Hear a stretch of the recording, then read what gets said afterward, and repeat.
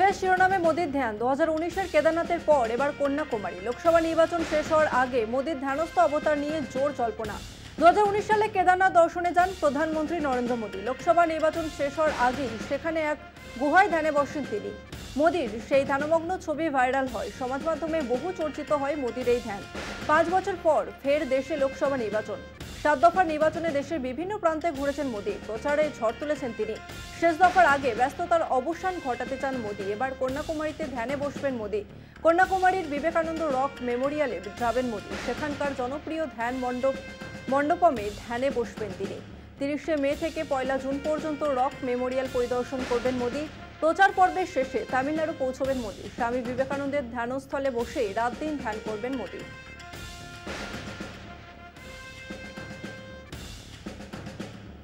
অন্যদিকে ফলতা থেকে প্রতিরোধের ডাক অভিষেকের। যাঁরা তাকে ছোট করতে গিয়ে ফলতা ডায়মন্ড হারবারকে ছোট করতে চান, আগামী দিনে কড়াই গন্ডায় প্রতিশোধ নিতে হবে, প্রতিরোধের রাস্তা বেছে নিতে হবে, হুঁশিয়ারি তৃণমূল সেনাপতি।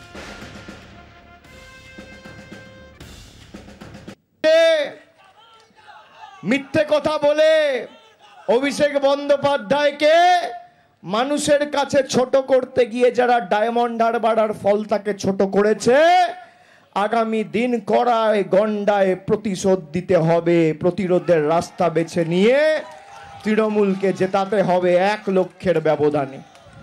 আমাকে ছোট করতে গিয়ে ডায়মন্ড হারবারের মানুষকে ছোট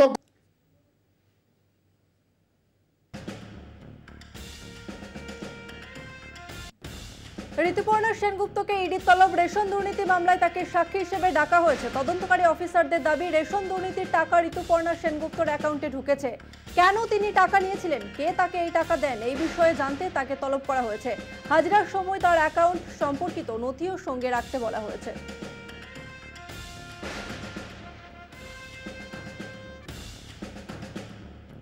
1 জুন 7ম দফার নির্বাচন আর ভোটের আগে উত্তপ্ত ভাঙড়। ভাঙড়ের 2 প্রান্তে আইএসএফ তৃণমূল সংঘর্ষে আহত একাধিক। একদিকে ভাঙড়ের চালতাবেড়িয়া অঞ্চলের কোচপুকুর এলাকায় সায়নী ঘোষের প্রচার মিছিলে না যাওয়ার কারণে আইএসএফ কর্মীকে মারধরের অভিযোগ তৃণমূলের বিরুদ্ধে। ঘটনাস্থলে উত্তর কাশীপুর থানার পুলিশ। অন্যদিকে ভগবানপুর অঞ্চলের জিরানগাছা এলাকায় তৃণমূল কর্মীকে মারধর করার অভিযোগ। ঘটনাস্থলে পোলেরহাট থানার পুলিশ। আহতরা থানায় লিখিত অভিযোগ দায়ের করবে বলে জানায়।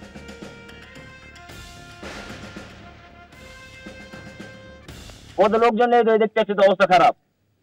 আর ছেলেরা মানে পুরুষরা করেছে না মহিলারা করেছে? না, ছেলেরা করেছে, পুরুষরা কোথায় করেছে? কিন্তু ওরা তো অভিযোগ করছে আপনারা ওদেরকে মারধর করেছেন। কি করে? আমরা কোনো অশান্তি চাই না, আমরা শান্তির বাতাবরণ দেওয়ার জন্য আমরা শান্তিভাবে, সামনে ইলেকশন, ওনাদের পায়ের তলা থেকে মাটি সরে যাচ্ছে। ভাঙড়ের আইএসএফ বলে আর কিছু থাকবে না এই ভয়ে, আশঙ্কায়। এবং সিপিএম তো আতস কাজটা দেখতে হচ্ছে।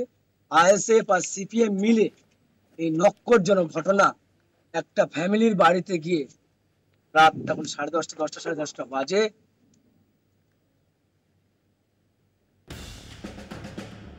সপ্তম দফা নির্বাচনের আগে কেন্দ্রীয় বাহিনীর বিরুদ্ধে অভিযোগ খড়দহের বিধায়ক তথা রাজ্যের কৃষিমন্ত্রী শোভনদেব চট্টোপাধ্যায়ের। তার অভিযোগ, খড়দহে বিজেপির হয়ে কাজ করছে কেন্দ্রীয় বাহিনী। গ্রামের দিকে মানুষের বাড়ি গিয়ে কড়া নাড়ছেন বাহিনীর জওয়ানরা। অভিযোগ শোভনদেবের। আমাকে সকালবেলায় গ্রাম থেকে ফোন করেছিল যে প্যারামিলিটারি লোকেরা গিয়ে লোকের বাড়িতে কড়া নাড়ছে। কেন নাড়বে, কেন নাড়বে? ওদের কোন ক্ষমতা আছে? লোকাল পুলিশ সঙ্গে দিয়ে যেতে হবে, ওরা হট করে একটা বাড়িতে ঢুকতে পারে না। এ ধরনের কাজ করে একটা প্যানিক করার চেষ্টা করবে, কিছুতেই কিছু হবে না। বিজেপি করছে আমার কাছে।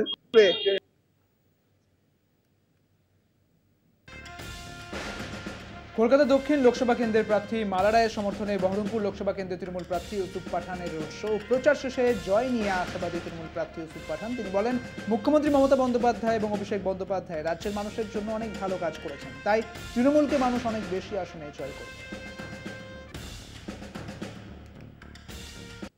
और काफी अच्छे सीट्स आएंगे यहाँ पर बंगाल में, और ममता बनर्जी और उनके जितने भी साथी कैंडिडेट हैं उन्होंने बहुत अच्छे काम किए हैं बंगाल के लिए, यहाँ की महिलाओं के लिए बहुत अच्छे काम किए हैं, यहाँ की युवाओं के लिए अच्छे काम किए हैं। तो बिल्कुल, और यहाँ पर मैं जहाँ पे भी गया हूँ उन्होंने बहुत प्यार दिया है और टीएमसी को बहुत पसंद करते, ममता बनर्जी को पसंद करते, अभिषेक बनर्जी को यहाँ पे पसंद किया जाता है।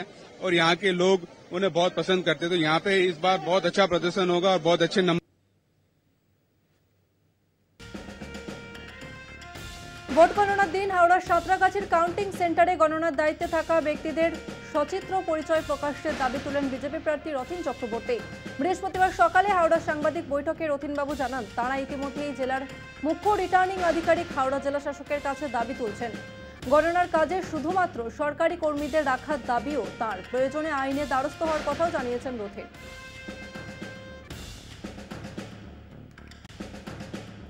25শে মে বিষ্ণুপুর লোকসভা কেন্দ্রে ষষ্ঠ দফা নির্বাচন পর্ব সম্পূর্ণ হয়েছে। দু এক জায়গায় ছোটখাটো ঘটনা ঘটলেও পরিস্থিতি নিয়ন্ত্রণে ছিল। তবুও সদা সতর্ক নির্বাচন কমিশন। ফলে বিষ্ণুপুরের রুট মার্চ কেন্দ্রীয় বাহিনীর যে কোনো অশান্তি রুখতে প্রস্তুতি জানান দিতেই এই রুট মার্চ বলে দাবি বাহিনী।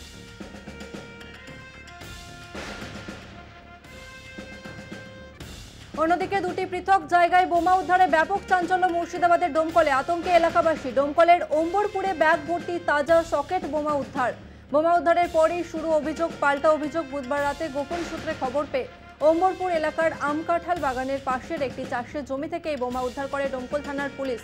স্থানীয়দের দাবি, ভোটের পর থেকেই উত্তেজিত রয়েছে এলাকা। পাশাপাশি মুর্শিদাবাদের সাগরপাড়া থানায় সীমান্তবর্তী পোল্লাগাড়ির এলাকার একটি বাড়ির উঠোনে বোমা উদ্ধারেও ব্যাপক চাঞ্চল্য।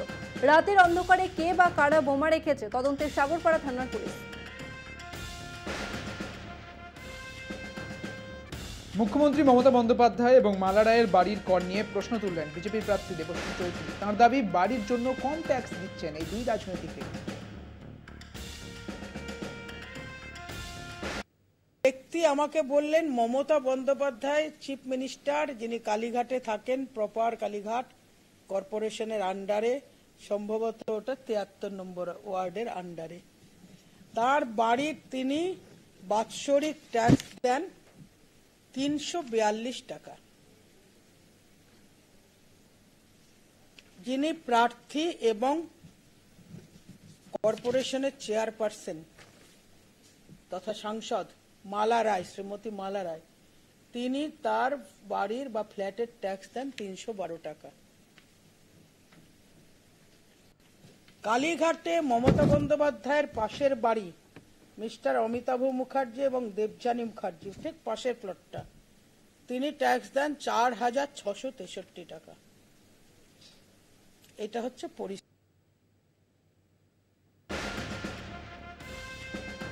শেষ দফার ভোটে বৃষ্টির পূর্বাভাস হাওয়া অফিসের। শনি ও রবিতে দক্ষিণবঙ্গের সর্বত্র বৃষ্টির সম্ভাবনা। কলকাতা, হাওড়া, হুগলি, 2 24 পরগনা সহ দক্ষিণের জেলাগুলিতে বজ্রবিদ্যুৎ সহ বৃষ্টি হতে পারে।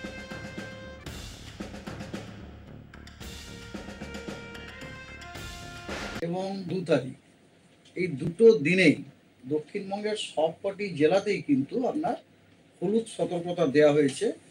Thunderstorm with lightning, rain and with gusty wind speed reaching 40 to 50 km/h।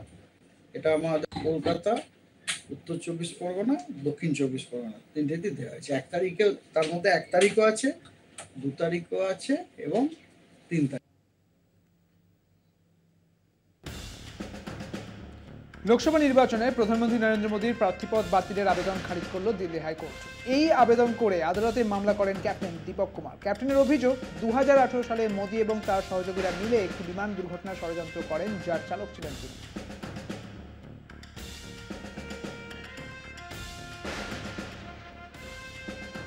যৌন কেলেঙ্কারিতে অভিযুক্ত প্রজ্জ্বল রেভান্নাকে কেন্দ্র করে বেঙ্গালুরুতে টান টান উত্তেজনা। বৃহস্পতিবারই দেশে ফিরছেন প্রজ্জ্বল। এই খবর ছড়াতেই তাঁকে গ্রেপ্তার করার তোড়জোড় শুরু।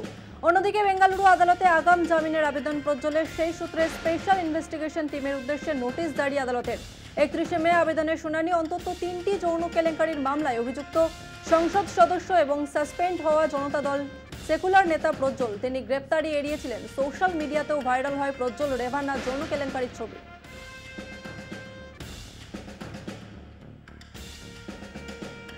নির্বাচনের ফল যাই হোক না কেন, 2024-এর ভারতের লোকসভা এবং 2টি রাজ্যের বিধানসভা নির্বাচনের ইতিহাস ঘৃণা ভাষণ এবং অমানবিক মন্তব্যের জন্য নজির হয়ে থাকবে।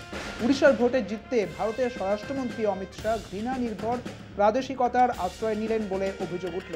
উড়িষ্যার মুখ্যমন্ত্রী প্রবীণ পটনায়ক একজন বিরল ভারতীয় রাজনীতিক যার বিরুদ্ধে এক পয়সারও দুর্নীতির অভিযোগ নেই। দলের দায়িত্ব তুলে দিতে চাইছেন তার প্রিয় প্রাক্তন আইএসএফ অফিসার এবং ভিকে পান্ডিয়ানার হাতে।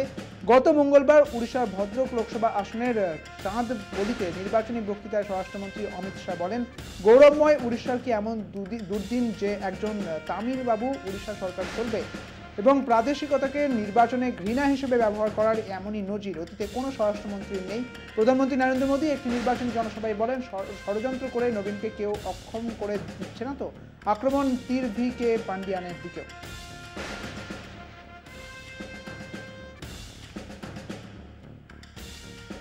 অন্যদিকে সোনা পাচারের অভিযোগে ধৃত শশী থারুরের প্রাক্তন সহযোগী। ঘটনায় হতবাক হিরো অনন্তপুরমের কংগ্রেস প্রার্থী শশী। ধৃতের নাম শিবপ্রসাদ। দিল্লির ইন্দিরা গান্ধী আন্তর্জাতিক বিমানবন্দর থেকে তাকে গ্রেপ্তার করা হয়। শিবপ্রসাদকে তার কাছ থেকে ৩৫ লক্ষ টাকার সোনা উদ্ধার করা হয়।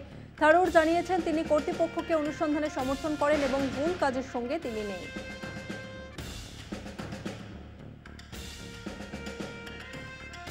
উত্তরপ্রদেশের লখনৌতে লাগাতার বিদ্যুৎ বিভ্রাট, দুর্ভোগে সাধারণ মানুষ। লাগাতার বিদ্যুৎ বিভ্রাটের জন্য ক্ষুব্ধ জনতা, বিদ্যুৎ মন্ত্রী এ কে শর্মার বিরুদ্ধে স্লোগান এবং ক্ষুব্ধ জনতা।